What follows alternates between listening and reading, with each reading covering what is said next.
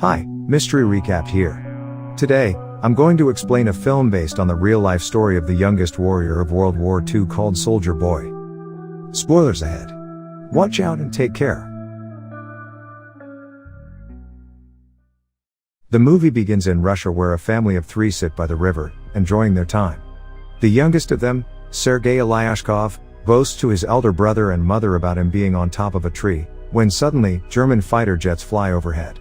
The mother asks her kids to quickly hide in the bushes, but the 6-year-old claims he is not scared and strikes the jet with a slingshot. To everyone's surprise, he manages to hit the jets and explode them. But when he looks around, his family is gone. Sergei wakes up frightened from the dream and calls for his mother. Just then, someone knocks on his door. Assuming it is his mother, he runs towards it, but a neighbor woman comes in panicking. She thanks God for keeping him alive, and informs him that his mother and brother are dead. The little boy cannot comprehend what she is saying, and wants to stay in the house to wait for his mother. The woman tells him that the Germans have attacked them and that he should run away. Just then, some soldiers approach their house. The woman makes Sergei run out through the window but is shot dead before she can join him. The little 6-year-old is now on his own, with no family and friends. As Sergei runs away from the house, he sees his whole neighborhood burning behind him. He calls for his mother in vain, and runs away from there. After running for a while, he ends up in the middle of the woods. The little kid starts to call for his mother to come and get him, because he is lost. That night, he stays in the jungle. The following morning, we see him drink water from a river, when the enemy soldiers approach his way. Sergei, knowing that they are dangerous, quickly hides inside a tree's roots. He is startled when a snake comes nearby, but doesn't utter a word or run away. Sergei is more scared of the soldiers than of the snake. The soldiers eat by the river and go away, after which Sergei takes their leftover food and devours it for the night. However, by the end of the day, the little boy is exhausted. He hasn't had a proper meal in 2 days and has been walking with no destination. He falls down as he limps but doesn't stop walking. While on his way, he sees wild berries and devours them, but just then, an explosion occurs behind him, taking him by surprise. The boy gets dizzy and starts to hallucinate someone coming behind him. However, even in such conditions, he stands brave and tells the person he has a rifle and is not scared. He limps forward but falls unconscious after a while. While he is asleep, 2 soldiers approach him. The scene cuts to the Russian army base where Commander Kuznetsov waits for his patrol soldiers. They come in with the little kid who is injured and weak. When the soldiers claim they are on his side, the little boy opens up and introduces himself. The soldiers laugh when the kid shakes his hand with the commander, suggesting he introduce himself too. The soldiers feel affectionate with the little kid, and circle him around. They make him drink water and feed him. Even the otherwise cold commander takes care of the kid. A nurse named Katya dresses Sergei's wounds, and is charmed by his personality too. The kid asks her to draw a tank on his wounds, because he wants to be a soldier when he grows up. Even the injured soldiers talk to the kid, and feel lighter. Sergei is fascinated with the commander's gun and his badge. The commander too answers all the little boy's questions, and lets him play with his honorary pistol after taking the bullets out. Sergei shows him the tank drawn on his stomach, and boasts about being a soldier himself. The boy is healing very quickly. The nurse Katya asks the commander to let the boy stay with the battalion, but he disagrees, claiming that it won't be safe. He wants to send Sergei to an orphanage. The soldiers spend all their free time with Sergei. He is visited by many throughout the day. They bring him food sent by their families from afar, and even let him play with their binoculars. One day, a soldier goes to the commander to ask him to let the boy stay with the battalion. The soldiers have grown a close connection with the kid, and think of him as their own. His presence takes the weight of war off their chest. However, the commander is adamant about sending the boy to the orphanage, for his own safety. The following day, the enemies attack, and many soldiers are hurt. A vehicle comes to fetch Sergei to take him to the orphanage.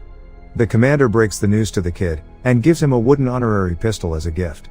The boy in turn hugs him, claiming that he is scared for the commander's safety. The commander melts in his embrace, and changes his mind. He asks Sergei to stay with the soldiers as his son. That night, the soldiers look for little soldier clothes for the little boy. They are over the moon to have Sergei stay with them. The commander wakes Sergei up and gives him the clothes. He wears them and runs around, looking like a real soldier. The others start calling him their little soldier boy. As the kid runs around, the Germans launch an air attack on the battalion. The soldiers quickly take Sergei to a safe place and fight the others. The number of injured soldiers grows rapidly. Sergei wants to make himself useful, So he brings water to thirsty soldiers. One of them asks him to read a letter sent by his family because he has a bandage over his eyes. The little boy wants to help, but doesn't know how to read. He takes the letter and starts making up the things written on it, claiming that the soldier's cow is safe back home. When the soldier says he doesn't have a cow, the others tell him to go along with the story and laugh. He reads everyone else's letters in the same fashion and cheers them up. In the following scene, we see Katya and the commander talking. The two seem to be attracted to each other, but do not confess their feelings. Later, Sergei tells the commander that he is of the orderly position in the battalion and starts introducing himself as one. However, the boy then sees one of the soldiers' station destroyed from the attack. The commander teaches him to take his hat off to pay respect to the dead soldier. The next day, he insists the commander give him a mission and is given a task to distribute the letters among the soldiers. He completes his task efficiently and even makes the soldiers dance for him. The following day, Sergei goes a little far from the base with his binoculars. As he is playing with it, he sees someone's leg moving from inside a haystack. He rushes back to the battalion and tells the soldiers about his findings. The soldiers are skeptical, but go with the boy anyway. When they reach near the haystack, they are alerted to see 2 German spies hiding underneath. The spies are arrested, and the kid is praised for his intelligence. That night, the commander shows Sergei the legal papers for his adoption. He is now officially the kid's father. Sergei knows of the commander's feelings for Katya, so, to repay his kindness, he takes him to confess to her. But the two see her talking to a different man, and wrongfully assume she is interested in someone else. The base is attacked by the Germans again. This time, Sergei helps the soldiers with all his might, by supplying ammunition to the soldiers in the front line, but the soldiers there command him to go back to the shed because it is too dangerous outside. When he comes to the shed, he sees the commander and others panicking because the phone's connection with the colonel is lost. A soldier is sent to fix the broken wires. Sergei follows the soldier and sees he has been fatally wounded. He asks the dying soldier how he can fix the wires, and does it himself. The connection comes back and more troops are called. The 6-year-old saves everyone's life. Later, we see the commander and Katya talking by the river. The commander finally confesses his love for her and asks her to be Sergei's mother. Katya is over the moon, but before she can say anything, a soldier approaches them and gives the commander a letter, saying they have been dispatched from the base. The following day, all the soldiers leave for their new base along with Sergei. However, on their way, they come across a minefield that blows off some of their vehicles. The commander is hurt while the group's orderly, who Sergei was close with, dies in the explosion. He cries and hugs the commander.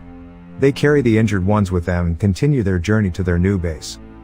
When they finally reach the other base, they meet the commander's leader, the general.